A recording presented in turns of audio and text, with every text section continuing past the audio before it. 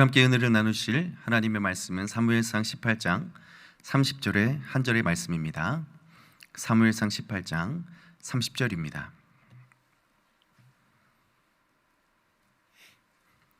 다 찾으신 줄 알고 한 목소리로 함께 봉독하도록 하겠습니다. 블레셋 사람들의 반백들이 싸우러 나오면 그들이 나올 때마다 다윗이 사울의 모든 신하보다 더 지혜롭게 행하며 이에 그의 이름이 심히 귀하게 되니라. 아멘. 성도 여러분, 혹시 워렌 버핏이라는 이름을 들어보셨죠? 투자의 귀재로 불려지며 전 세계 주식시장을 쥐락펴락할 만큼 영향력 있는 사람입니다. 작년 기준으로 이 사람과 점심 식사 한 번 하는데 얼마를 내야 하는지 아세요? 무려 50억입니다.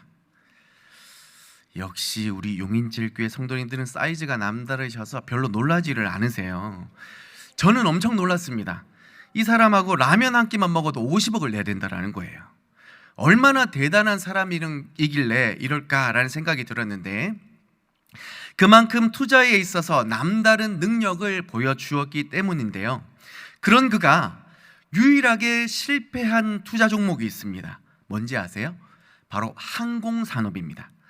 워렌 버핏이 항공 쪽에는 잘 몰라서 실패를 한 것이 아니라 항공산업이 그만큼 치열하고 변수가 많아서 성공하기가 쉽지 않다라는 거예요. 그런데 이 워렌 버핏마저도 실패한 이 분야에서 무려 46년 동안 흑자를 기록한 전설의 기업이 있습니다. 바로 사우스웨스트 항공사입니다. 46년간 흑자를 기록한 것도 너무너무 대단하지만 이 기업의 이름이 부각된 시점을 보면 대단한 것을 더 발견하게 되는데요. 바로 1990년대 미국의 규제 완화 정책이 시행된 그 시점과 또한 9.11 테러 사태 이후라는 겁니다. 규제 완화 정책 때문에 이 기업들이요, 무한 경쟁행 시대에 돌입하게 됩니다. 날마다 생존을 위한 치열한 전쟁을 치러야 하는데요, 크고 작은 기업들이 줄줄이 도산하는 위기 가운데서도 또한 엎친 데 덮친 격으로 9.11 사태를 이렇게 맞닥뜨리게 되거든요. 이게 왜 항공사들에게 큰 위기입니까? 9.11 테러는 뭘로 이루어졌죠? 비행기가 전 세계 가장 높은 고층 건물을 때려서 무너뜨린 일 아닙니까?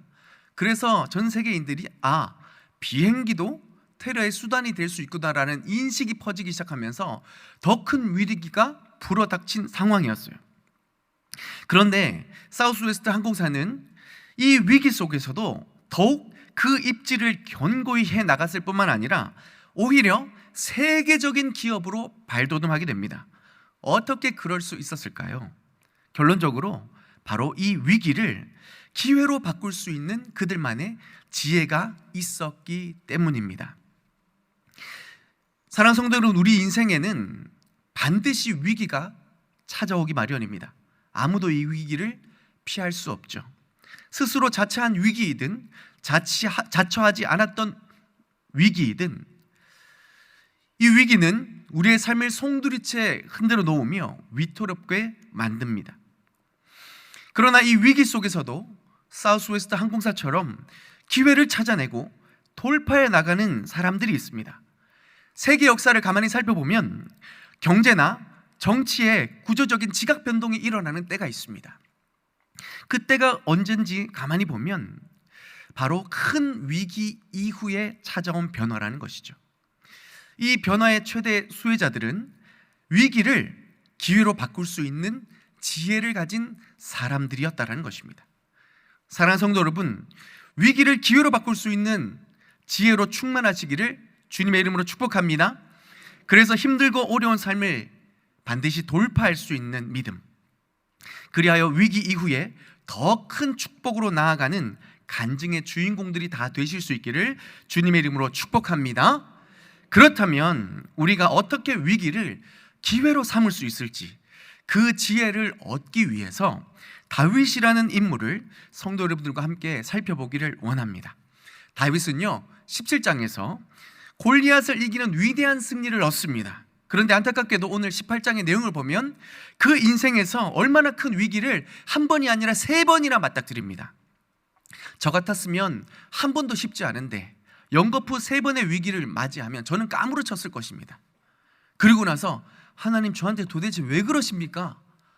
하나님을 원망하며 믿음의 자리를 떠났을지도 모릅니다. 그런데 우리 다윗은요, 이 위기를 기회로 삼아 오늘 우리가 읽은 30절의 본문의 결과처럼 점점 그가 사람들 앞에서, 하나님 앞에서 더욱더 그 이름이 존귀해져 갔다라고 기록하고 있습니다. 그 비결이 뭔지 궁금하시죠? 제가 결론에서 알려드릴게요. 먼저 우리는 다윗에게 풀어닥친 위기가 무엇인지 살펴볼 필요가 있습니다. 첫 번째 위기는 다윗은 너무 이른 나이에 너무 과분한 지책에 올랐다라는 것입니다. 다윗이요 20세가 안 된 그 나이임에도 불구하고 이스라엘의 군대 장관이 됩니다. 우리가 쉽게 생각했을 때 이 어린 나이에 군대 장관, 오늘날로 하면 육군 참모총장 정도 되는 거 아닙니까? 어린 나이에 이 초고속 승진을 했다고 하면 인생 대박 아닙니까? 그런데요, 문제는 그 자리에 올랐을 때 그 자리를 잘 유지할 수 있느냐 없느냐가 중요한 것이죠.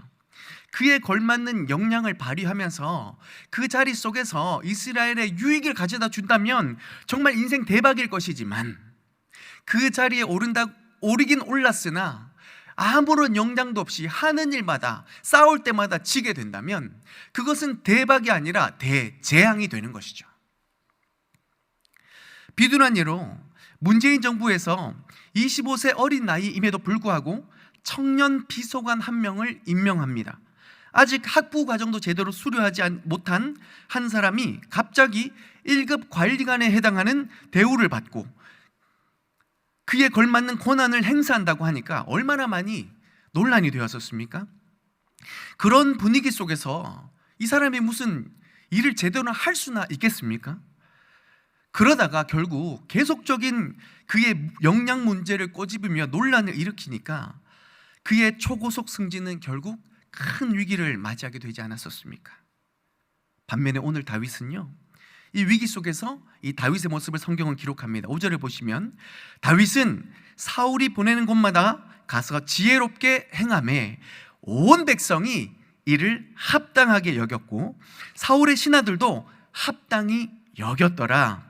어린 나이에 군대 경험이 하나도 없고 양떼만 통솔하였던 목동이었을 뿐이지만 그런 그가 그 위기 가운데서 지혜롭게 행함으로 사람들의 인정을 받는 기회로 오히려 삼을 수 있었다라는 것입니다.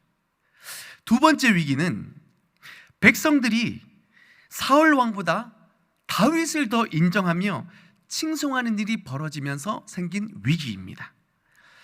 골리앗을 죽이고 돌아왔을 때 성읍의 모든 여인들이 거리로 나와서 악기를 치면서 춤을 추면서 노래하기 시작했어요. 처음에는 분위기가 너무너무 좋았습니다. 얼마나 장엄한 광경이 펼쳐지면서 각 고을마다 막 노랫소리가 울려 퍼집니다. 사울은 천천히요, 이스라엘의 왕으로서 그가 이스라엘 백성들에게 행한 그 업적과 그의 위대함을 막 찬송하면서 사울도 기분이 좋고 온 백성들도 기분이 좋았습니다. 고대 전쟁에서 이 광경의 절정이 언제냐면 왕이 그 개선하는 장군을 딱 얼굴과 얼굴을 맞닥뜨리는 그 순간 이제 이 놀라운 광경의 절정을 이루는데요, 그 클라이막스를 향하여서 다윗이 웃으면서 막 가고 있는 와중에 노랫말이 바뀝니다. 어떻게 바뀝니까? 사울은 천천히요 하다가 여인들이 갑자기 다윗은 몇이라고요? 만만이라 해버리는 거예요. 그러면서 이 절정의 광경이 최악으로 바뀝니다. 사울의 표정이 일그러지면서 다윗을 자랑스러워하고 기뻐하던 그가 죽일 듯이 그를 쏘아보기 시작합니다. 그러고 나서 성경이 기록하죠. 그때부터 사울이 다윗을 주목하였더라. 이 주목이 좋은 주목입니까? 아니요. 사울의 권위를 넘어서고 나라를 빼앗을 반역자로 여기면서 저 다윗을 반드시 죽일 거야, 호시탐탐 그 기회를 엿보기 위하여 주목하였던 것이죠. 한마디로 제대로 찍힌 겁니다. 그것도 누구에게요? 살아있는 권력에게 제대로 찍혀버린 것입니다. 한순간의 인생 역전에서 인생 폭망이 되어버린 것입니다. 그 위기를 제대로 보여주는 장면이 11절에 기록되고 있습니다. 우리 11절 같이 한번 읽어보겠습니다. 시작. 그가 스스로 이르기를 내가 다윗을 벽에 박으리라 하고 사울이 그 창을 던졌으나 다윗이 그의 앞에서 2번 피하였더라. 아멘. 사람을 벽에 박으려고 창을 던지는 사람은 제정신이 아니겠죠. 네, 질투심에 사로잡힌 사울에게 악령이 임하여서 사실상 지금 사울은 미쳐있는 상태입니다. 미친 사람이 무슨 짓인들 못하겠습니까마는 너무 안타까운 것은 자기를 위해 골리앗 앞에 섰던 소년 다윗을, 악령에 들려 괴로워하고 있는 그를 위해 수금을 타고 있는 충성스러운 소년 다윗을 향해 창을 던졌다라는 것입니다. 문제는 다윗이 그의 앞에서 몇 번 피했습니까? 2번 피했어요. 이 말이 무슨 말이냐면 수금을 타고 있는 다윗에게 창을 탁 던졌는데 다윗이 민첩하게 피했습니다. 근데 그 다음 사울의 반응이 중요하죠. 야, 너 피했어? 죽을래? 가만히 있어라. 피하면 죽는다 라고 하면서 창을 던진 거예요. 야, 피해야 되나요? 말아야 되나요? 이런 상황에 다윗이 내몰렸던 것입니다. 이런 일을 어린 나이에 겪으면 평생 트라우마에 시달리기 마련입니다. 그런데 12절은 그 이후 결과를 우리의 예상과는 전혀 다르게 기록하고 있습니다. 우리 12절 한번 같이 읽어보겠습니다. 시작. 여호와께서 사울을 떠나 다윗과 함께 계심으로 그를 두려워한지라. 누가 누구를 두려워합니까? 우리의 예상대로라면 다윗이 사울을 두려워해야 돼요. 그렇죠? 그런데 오늘 본문의 내용을 보니까 사울이 다윗을 두려워하기 시작했다라는 것입니다. 그리고 그를 멀리 내쫓아 버립니다. 두려워서요. 다윗이 사울에 대해 두려워했다라는 것은 전혀 기록되어 있지 않습니다. 오히려 다윗이 사울을 두려워했던 한 가지 그 모습은 언제냐 하면요, 사울을 죽일 수 있는 그 절체절명의 순간 속에서 하나님께서 기름 부으셨음을 두려워하여 사울 왕을 살렸다라는 것이죠.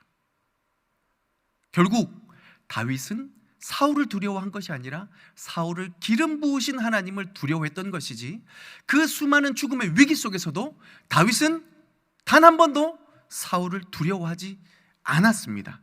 하나님이 다윗과 함께 하셨기 때문인 줄 믿습니다. 마지막 세 번째 다윗이 경험한 위기는 군대 장관에서 좌천이 되어서 천부장으로 쫓겨난 위기입니다. 흔히 좌천되면 끝났다, 망했다 라는 생각이 들기 마련입니다. 그리고 누군가 좌천돼서 내려오면 사람들이 또 얼마나 수군수군 됩니까? 어디서 뭘 잘못해서 저렇게 내려왔나? 좌천됐다네? 망했네? 아이고, 생긴 거 보니까 망하게 생겼다 하는 짓 하나하나 막 그 트집을 잡아서요, 저러니까 좌천되지, 저러니까 저렇게 쫓겨나지. 사람들이 다윗의 상황도 아무 상관없이 그냥 가십거리로 얼마나 많이 희생당하겠습니까? 그런데 14절을 보니까 이렇게 기록됩니다. 그가 백성 앞에 출입하며 다윗이 그의 모든 일을 지혜롭게 행하니라. 여호와께서 그와 함께 계시니라. 사울은 다윗이 크게 지혜롭게 행함을 보고 그를 두려워하였으나 온 이스라엘과 유다는 다윗을 사랑하였으니 그가 자기들 앞에 출입하기 때문이더라. 할렐루야. 좌천돼서요, 사람들의 미움과 가십거리로 전락하기 마련인데, 오히려 다윗은요, 사람들 앞에 출입하면서 어떻게 돼요? 사람들의 칭찬을 받고 인정을 받고, 다윗을 쫓아낸 사울은 또다시 다윗을 두려워하였더라고 성경이 기록하고 있습니다. 지금까지 우리는 다윗을 통해 위기 속에서도 지혜롭게 행하기만 하면 오히려 더 큰 축복의 기회로 역전될 수 있다는 사실을 말씀을 통해 분명히 살펴보았습니다. 우리에게도 이러한 다윗의 지혜가 있기를 소망합니다. 위기를 더 큰 축복의 기회로 삼아 오늘보다 더 나은 내일을 꿈꾸며 기대하는 멋진 삶을 살아갈 수 있기를 축복합니다. 그러면 이 다윗의 지혜는 어디서 비롯된 것이고 어떻게 얻을 수 있는 것일까요? 분명한 것은 다윗을 부르시고 그를 통하여 하나님의 나라를 세워가기를 원하시는 모든 지혜와 지식의 근본이 되시는 우리 하나님께로 그 지혜가 말미암은 줄 믿습니다. 다윗이요, 군대를 지휘해 본 경험이 없지만, 병사들을 다스리고 그에 따른 행정을 한 번도 감당해 본 적이 없었지만, 그에게 유일한 강점 하나, 그에게 놀라운 경험 하나가 있다면 바로 어릴 적부터 지혜의 근본 되신 하나님과 깊은 사귐이 있었다라는 것입니다. 그래서 20세도 안 된 그가 어릴 적부터 하나님과의 깊은 사귐을 통해 어떤 상황 속에서도 주님이 이끄시는 대로 주님이 선하신 그 뜻을 잘 분별하여 지혜롭게 행하며, 또한 주님이 공급해 주시는 그 힘과 지혜로 모든 위기 속에서도 그 위기를 축복의 자리로 바꾸어 놓을 수 있었다라는 것입니다. 사울은 천천히요, 다윗은 만만이라. 자기가 원한 칭찬도 아니고 자초한 것도 아닌데 느닷없이 외치는 여인들의 이 노랫소리에 얼마나 큰 위기가 그에게 불어닥쳤습니까? 그런데 그 위기 가운데서도 다윗은 두려워하지 않았습니다. 양치는 목동일 때 갑자기 들이닥친 늑대와 이리의 공격에도 주님이 얼마나 그를 세밀하게 보호해 주셨음을, 구원해 내셨음을 알기에 오히려 그 위기 속에서도 다윗은 그 다윗과 함께 하시는 주님을 향하여 더욱더 믿음으로 의지하며 나아갔던 것입니다. 그랬더니 과연 살아계신 우리 하나님께서 사울의 모든 음흉한 계략 속에서도 다윗을 분명히 지켜주신 줄 믿습니다. 그래서 다윗은 고백하죠. 내가 기가 막힌 웅덩이와 사망의 음침한 골짜기로 다닌다 할지라도 주께서 나와 함께 하셔서 그 모든 수렁에서 나를 건져내셨고 구원하셨다. 그러므로 나는 사망 가운데서도 우리 하나님을 기뻐하며 찬양한다. 나의 평생에 오직 선하심과 인자하심이 우리 주로 말미암겠기에 나는 영원토록 우리 주님을 찬양한다. 그의 차절한 삶의 현장에서 이 고백이 계속되는 모든 순간 가운데 하나님은 그의 지혜가 되셨고 능력이 되셨으므로 그가 나아가는 모든 순간 속에서 그로 하여금 반드시 이기게 하신 줄 믿습니다. 뿐만 아니라 다윗이 왕이 되었을 때 비로소 그에게 불어닥친 그 위기의 의미를 깨닫게 되었습니다.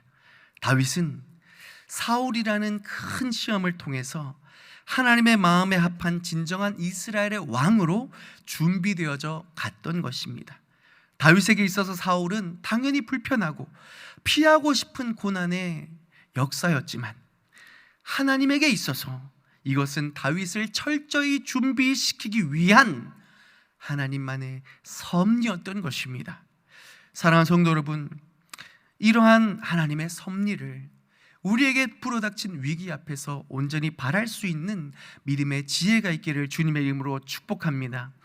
위기를 기회로 바꿀 수 있는 지혜로운 사람은 위기를 위기로만 바라보지 않고 더 좋은 것을 주시는 하나님의 섭리로 바라볼 수 있어야 합니다. 후회함 없이 우리를 부르신 그 하나님의 부르심대로 우리를 가장 합당하게 사용하게 하시기 위해서 우리를 때를 따라 넘치는 은혜로 도우시기도 하지만 필요하다면 연단하시며 때로는 때리기도 상하게도 하시며, 그러나 가장 합당하게 후회함 없이 우리를 부르신 그 사명의 자리에 쓰임 받기를 위하여 하나님께서는 우리에게 그 위기와 고난을 사용하신다는 것을, 그 하나님의 섭리를 온전히 바랄 수 있는 지혜가 우리에게 있어야 할 줄 믿습니다. 또한 우리 하나님은요, 다윗에게 그랬듯이 우리에게 가장 좋은 것을 주시는 선하신 하나님이신 줄 믿습니다. 다윗이요, 군대 장관에서 천부장으로 좌천되었을 때 그리고 또다시 블레셋과의 피 흘리는 전쟁터로 내몰리게 되었을 때 우리 같으면 마음이 무너졌겠지만 다윗이 마음이 무너지지 않았던 이유는 하나님은 늘 다윗에게 더 좋은 것을 주시는 너무 멋진 하나님이시라는 것을 확신했기 때문입니다. 보세요. 그 주님을 믿었기 때문에 다윗은 사람들의 비난과 야유 속에서도 결코 움츠러들지 않고 오히려 사람들에게 나아가서 출입하며 지혜롭게 그 모든 사명들을 잘 감당해냈다라는 것입니다. 그러자 하루하루 고통이었던, 괴로움이었던 그것이 이제는 변하여서 매일의 기쁨이 되고 영광의 새날을 맞이할 수 있게 되었던 것입니다. 그래서 오늘 본문 30절의 결론이 이것입니다. 함께 30절 결론을 읽어보실까요? 시작. 블레셋 사람들의 방백들이 싸우러 나오면 그들이 나올 때마다 다윗이 사울의 모든 신하보다 더 지혜롭게 행하며 이에 그의 이름이 심히 귀하게 되니라. 아멘. 사실은요 18장의 이 세 번의 위기뿐만 아니라 다윗의 인생 속에서 정말 많은 위기를 경험합니다. 그런데 그 위기를 맞이하면 맞이할수록 다윗은 더 온전한 자가 된다는 거예요. 다윗의 이름이 사람들 앞에 더 칭송을 받는다라는 거예요. 다윗의 이름이 더 존귀하게 된다라는 거예요. 성경의 인물 중에 다윗만큼 이런 기가 막힌 위기를 많이 경험한 사람이 드뭅니다. 그런데요 다윗만큼 하나님 앞에 인정받은 사람도 드뭅니다. 다윗만큼 나아가는 곳마다 승리하는 인물도 드뭅니다. 따라서 우리의 삶에 원치 않든 자초했든 갑자기 불어닥친 모든 위기 앞에서 우리는 기억해야 합니다. 더 좋은 것을 주시는 선하신 주님, 이 위기를 통하여 하나님의 나라에 가장 합당하게 우리를 사용하시고자 그 사명의 자리로 불러주시는 그 하나님, 결코 그 위기 가운데서도 우리를 포기하지 않고 반드시 의의 길로 인도하시는 그 하나님, 우리는 그 하나님을 신뢰하면서 그 하나님의 은혜의 보좌 앞에 더욱더 가까이 나아가 그 하나님이 공급하여 주시는 지혜로 이 위기를 기회로 바꾸어 더 아름답고 축복의 새날을 우리는 반드시 열어가는 믿음의 한 사람으로 세워져야 될 줄 믿습니다. 사랑하는 성도 여러분, 말씀을 정리합니다. 우리 인생 가운데 위기는 반드시 찾아옵니다.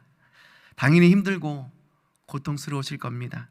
그러나 하나님의 사람은 위기를 기회로 바꾸는 지혜로 더 나은 내일을 열어갈 수 있습니다. 위기의 순간에 더욱 하나님 앞에 나아가십시오. 더욱 하나님의 은혜를 간절히 사모하십시오. 하나님의 뜻이라면 우로나 좌로나 치우치지 말고 더 좋은 것 주시는 하나님의 섭리를 믿음으로 그 자리에서 순종하십시오. 그러면 하나님의 약속된 축복이, 우리에게 쌓아두신 하나님의 놀라운 은혜가 우리를 사로잡아 위기가 오히려 기회가 돼요. 이 어려운 시대 속에서 참 멋진 믿음을 간증하는 주인공들로, 참 아름다운 축복의 새날을 열어가는 믿음의 간증자들로 하나님께서 아름답게 세워가실 줄 믿습니다. 이제 우리가 찬양을 할 텐데요, 요즘 제가 참 좋아하는 찬양이 있습니다. 바로 충만이라는 찬양인데요, 가사의 내용이 이렇습니다. 무명이어도 공허하지 않는 것은 예수 안에 난 만족함이라. 가난하여도 부족하지 않는 것은 예수 안에 오직 나는 부요함이라. 난 예수로 충만하네. 세상 모든 풍파도 두렵지 않네. 난 예수로 충만하네. 영원한 왕 내 안에 살아계시네. 이 고백이 우리의 고백이 될 수 있기를 소망합니다. 사울의 고백과 같이, 사도 바울의 고백과 같이, 내가 어떠한 형편에든지 자족하기를 배웠노니 내가 비천에 처할 줄도 알고 풍분에 처할 줄도 알고 모든 일에 배부르며 배고픔과 풍부와 궁핍에도 일체의 비결을 배웠노라. 내게 능력 주시는 자 안에서 내가 모든 것을 할 수 있느니라. 우리가 세상에 불어닥치는 수많은 위기 속에서도 예수로 충만할 때 내게 능력 주시는 하나님의 지혜로 충만할 때 일체의 비결을 배우며 어떤 상황에서도 흔들리지 않고 더욱더 견고하게 위기를 기회로 바꾸며 축복의 새날을 열어가는 믿음의 한 사람으로 하나님의 나라의 주인공으로 쓰임받게 되는 줄 믿습니다. 그 하나님의 역사를 바라보며 이 시간 찬양하며 나아가십시다.